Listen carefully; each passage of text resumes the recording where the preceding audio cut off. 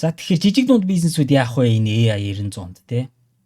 Том байгууллагууд нь за нөөц ихтэй байгууллагууд нь AI аудит гэдэг юмыг дэлхийн зах зээлд дээр $40,000 үнэлгээтэй байгаа энэ ажлыг хийлгээд өөрийнхөө бизнестэй автоматжуулах боломжтой зүйлийг автоматжуулаад AI-аар шийдэж болох зүйлсээ AI-аар шийдээд явж байна.